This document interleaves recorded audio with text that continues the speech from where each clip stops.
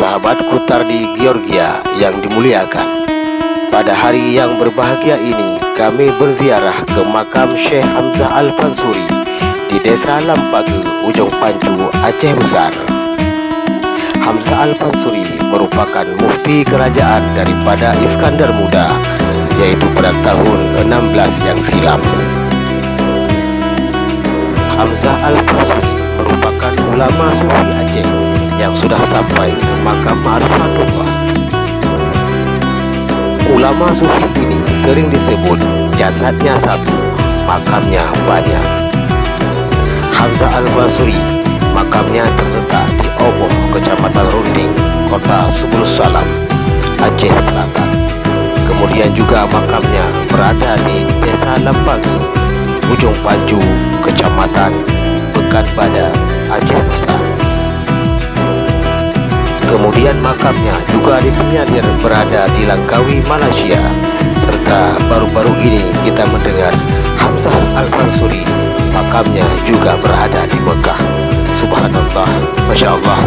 Inilah tandanya seorang sufi yang sudah mencapai makam Ma'rifatullah, satu jasad namun makamnya ada di mana-mana.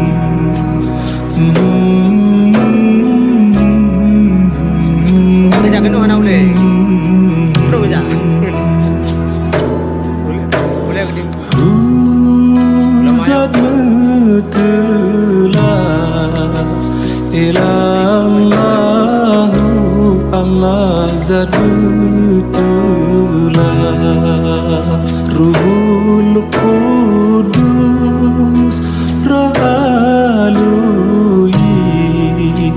batin lahi Allah Zatullah.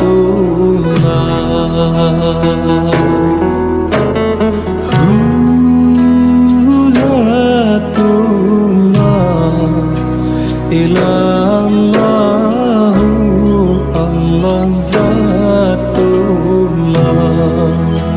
Lahi ma'bud panyantiki tadhiki la ilaha illallah.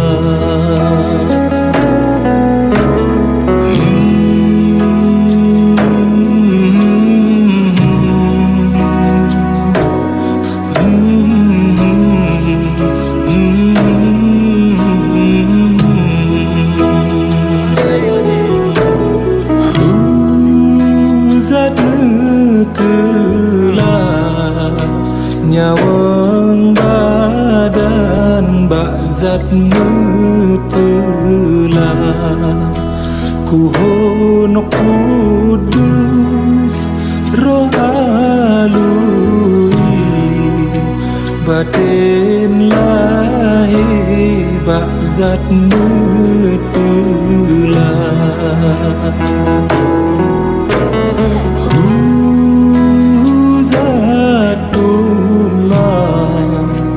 Ilallahu Allah Zatullah.